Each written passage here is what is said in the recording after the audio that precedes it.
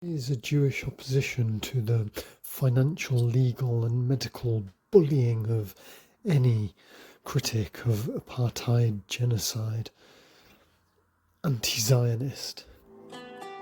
Oppose the constriction of Palestinian enclaves that are all that is left of a diaspora Palestinian state.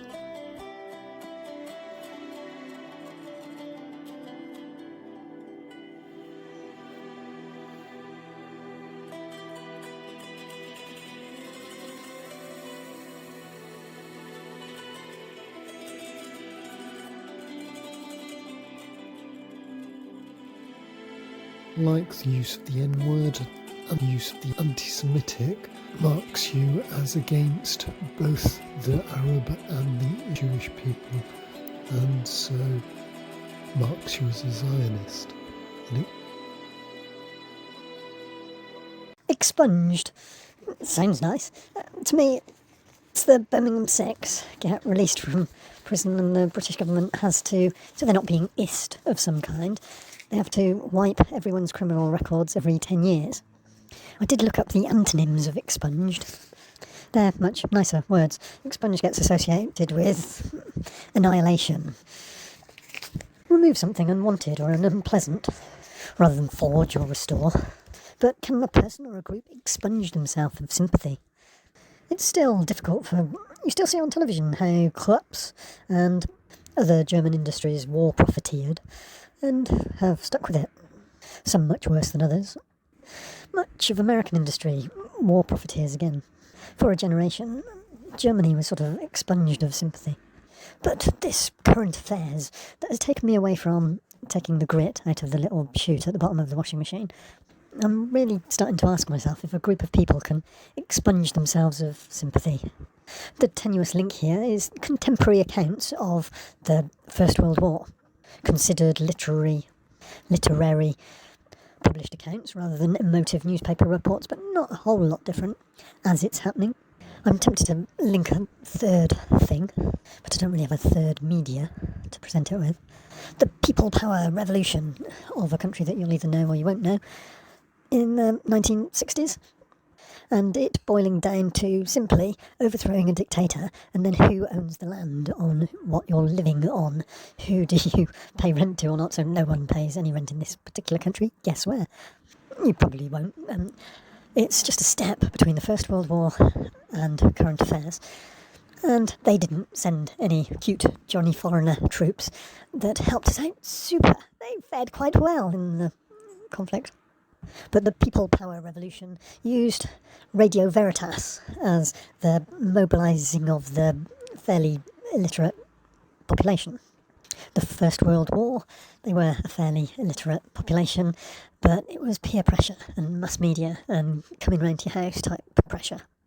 Now, the current affairs, there is a lot of peer pressure from social media, manipulated voting, but mainly blatant propaganda from the youngest age, cradle to the grave propaganda. How much complicity does the population have if they don't see anything else? Americans find it difficult to live in Israel. I hope how most people in the world know how America was colonised, I suppose. Encourage lots of people from all over the world to America. China and Europe. And what now, Afro-Americans.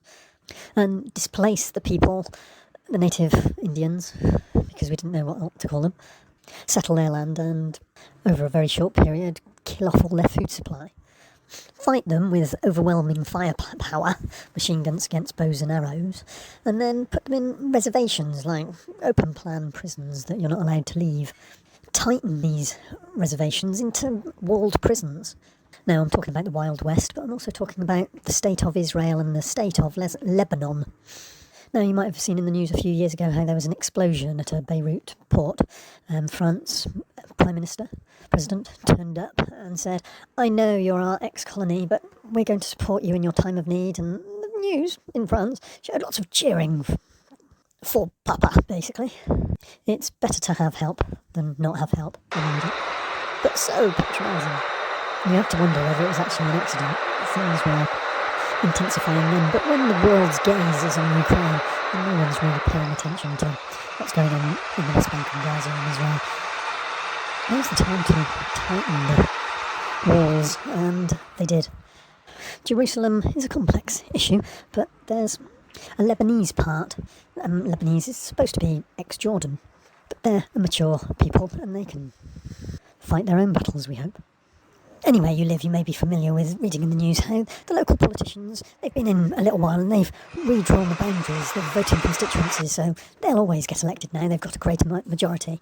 Well, a bit like that, the Israelis around the Lebanese part of Jerusalem just built another wall, or moved a wall, so that what was a 80-20, excuse me if I'm wrong, Lebanese dominated, they've built a wall so now it's 60% Israeli. Of course, this went largely unreported. So a big chunk of sacred to both sides Jerusalem can now vote to be part of a different state. Northern Ireland, I'll bring back in again. Through higher birth rates on the Catholic side, the Protestants are going to eventually lose Northern Ireland. Home rule, a huge thing for the most right-wing parts of the British government. They don't want to lose it, so they use Cambridge Analytica to skew election results. And we end up with Brexit in the Wild West in Ireland. Now, I hold my hands up that I'm digressing a little bit. It's a very similar idea to Cambridge Analytica. Was used to fake Eurovision Song Contest results so that Israel won, and so they get appointed as the new host. They tried to use new host status for political gain and move all of the Arabs, that are obviously troublemakers, out of their host city that they'd chosen of Jerusalem. But rules of the Eurovision Song Contest were upheld, and they had to change it to Tel Aviv, and so there's no real advantage. But the wall remains. Now, there's a holy site. There's several holy sites, but the third most holy site for the Arab Palestinians, I'm rather reluctant to pronounce things wrong and offend someone. There's like a temple place, pretty much in the same complex, the Dome of the Rock, and this other one that a mob descended on. A mob of Israelis surrounded the third holiest site of Islam, and I'm forgetting to set up another thing. The state of Lebanon, recognised by the United Nations, is policed by Israelis. I know, it sounds a bit daft. The local Lebanese were stopped from entering the mosque by the Israeli police. The local Israelis were, the Jewish people forced themselves into the third holiest site of Islam, and I don't know what they did when they got in there, but rabbis don't allow Jewish people to enter the Muslim sites in case something non-Jewish friendly happens in there. It reflects badly on the nation of Israel.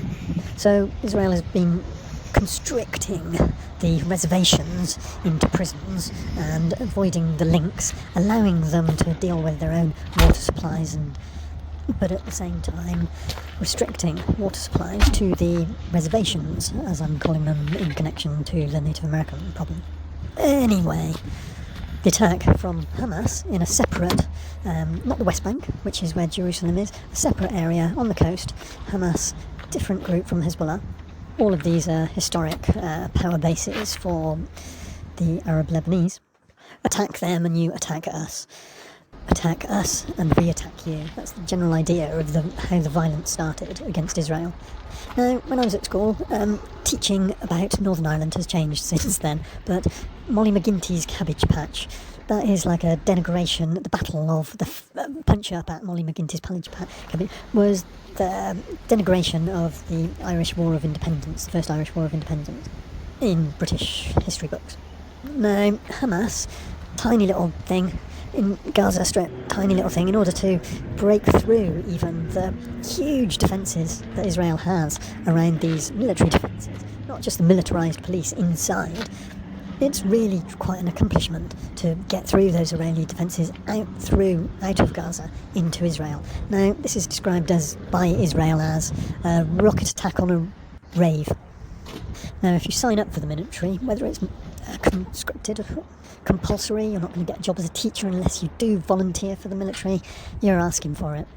I was going to put it at the start, actually, that this is coming from someone that thinks that religion is a fairly unhealthy state of psychological mind. Any military target is fair game, but civilian targets, you're out of order. You need to smart up your weapons. And Israel should have those smart weapons, because America's not shy in selling them. Neither's France, for that matter, but I don't think the Lebanese can afford it anyway. Perhaps that's what blew up in that warehouse in the port. Perhaps America blew up a French export. I understand it's all a bit First Testament when it comes to invading a country, kidnapping some people and then using them as human shields, but Israel doesn't seem too concerned about their own citizens there. Prisoner swap, the Birmingham 6 came about because we needed an American-inspired solution to Northern Ireland during the Troubles. It doesn't matter whether they're innocent or guilty. Now, in civilised, first world remote type analysis, it's easy to be sympathetic towards the who think they're the underdog. It would be selfish of me to find a love for Lebanese food when I lived in London, and then hope that there's some refugees that are going to be able to move that food to other areas of Britain, subtly increase the sympathies for the whole nation of Lebanon. But overseas foreign workers from the country that I mentioned earlier but didn't support the NHS, they get the opportunity to be British citizens after only a few years, and they can express themselves in the free market economy, earning twice as much as a private nurse, and subjected to the ebbs and flows of the private system, but fairly assured of the needs of the NHS, National Health Service. Humanitarianism in war, Médecins Sans Frontières, Joe Biden calming the situation, all these need praise, really, in volatile times.